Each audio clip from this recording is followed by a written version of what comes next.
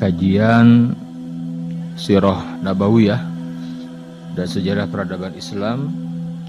Kita berdoa kepada Allah mudah-mudahan majelis ilmu kita diberkahi dan semoga duduknya kita di sini saat ini dicatat sebagai amal soleh yang akan memberatkan timbangan amal kebaikan kita semua di akhirat nanti. Allahumma rabbana taqabbal minna innaka antas samiul alim wa tub alaina innaka antat tawwabur rahim.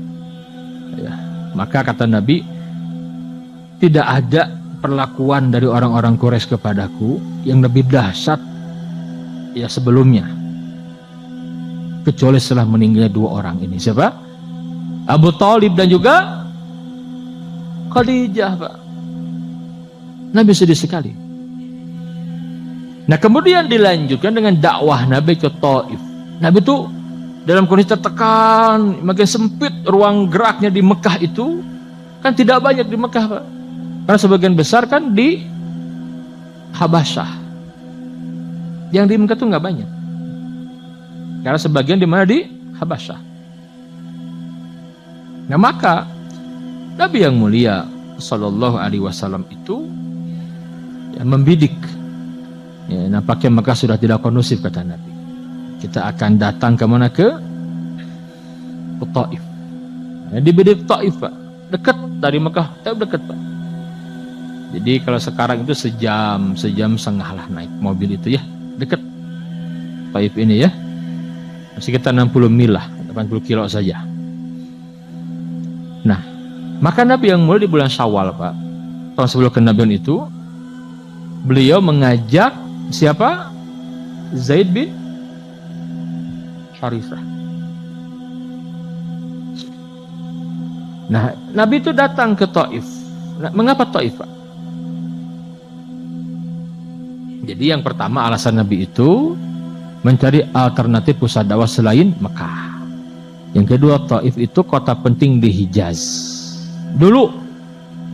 Ya, Nabi itu punya asumsi kalau orang Taif menerima, maka ini akan menjadi pendukung yang kuat dan menjadi pukulan telak bagi Mekah gitu loh. Itu logika Nabi, Pak. Dulu Yathrib atau Madinah itu nggak dikenal.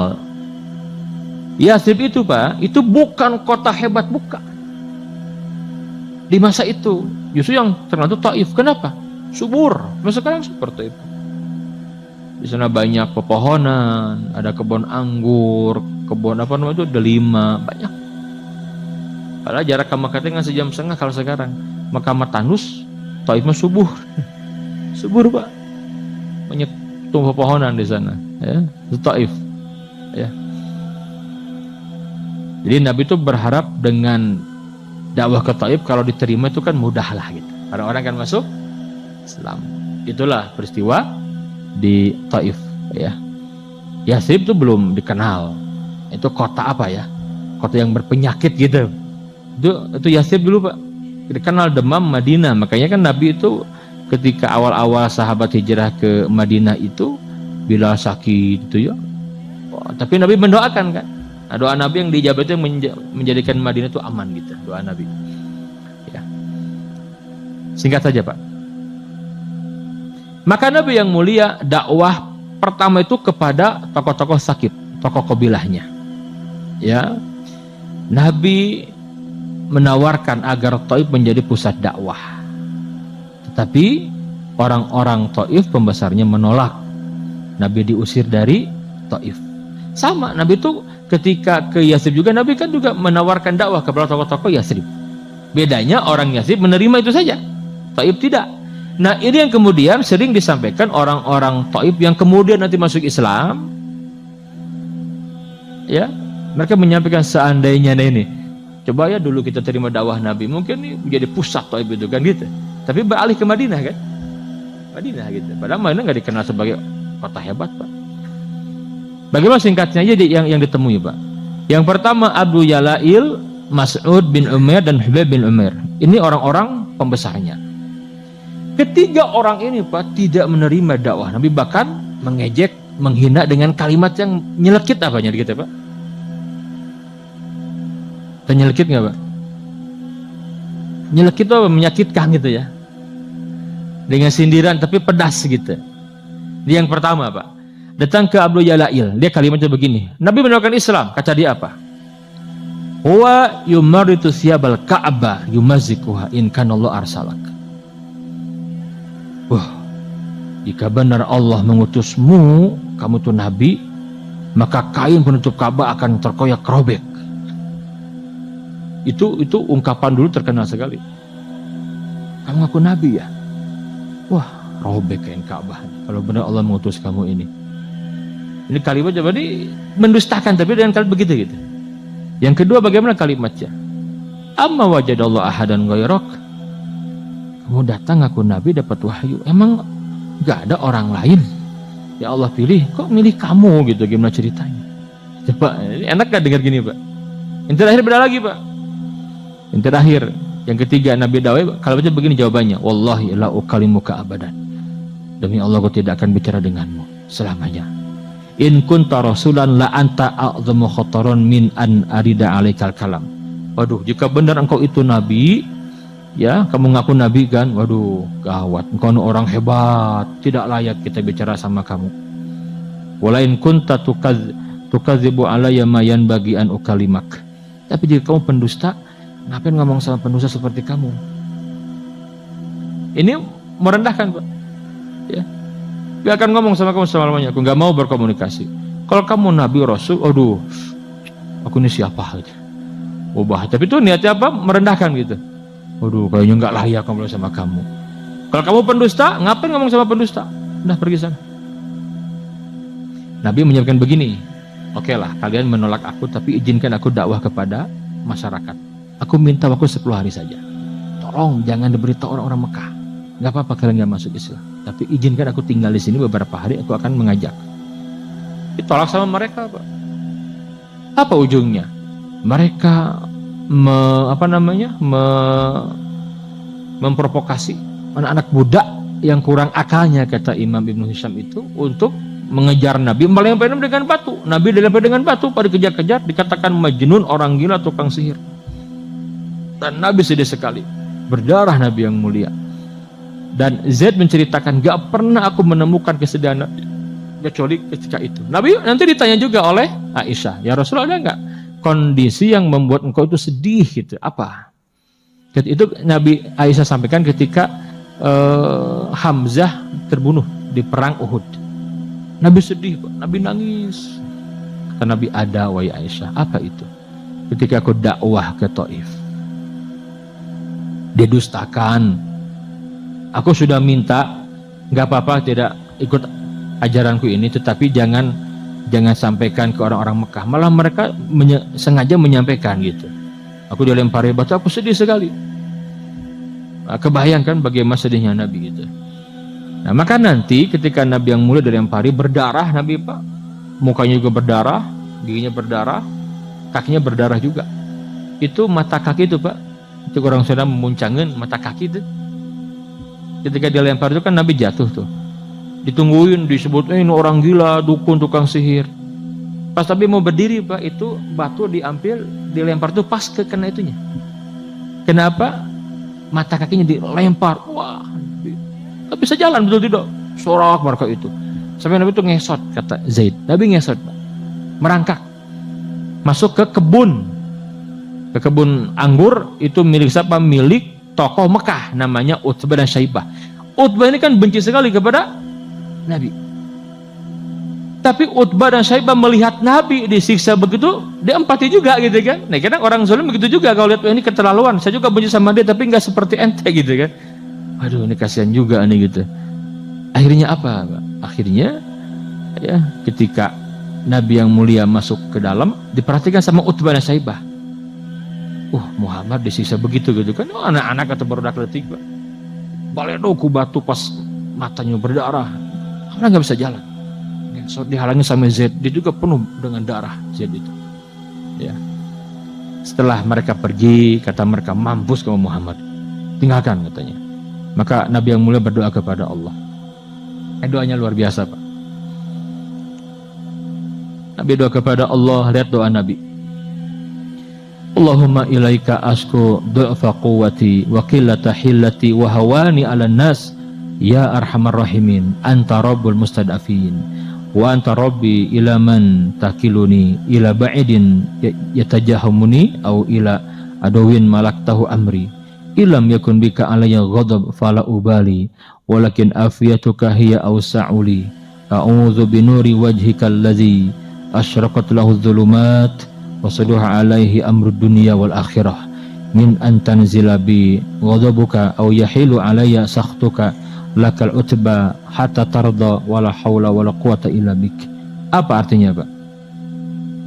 Ya Allah, hanya kepadamu ku adukan kelemahanku, ketidakberdayaanku, kehinaanku di mata manusia. Wahai Allah yang Maha Pengasih di antara para pengasih, Engkau adalah Rob orang-orang yang lemah dan Engkaulah Robku.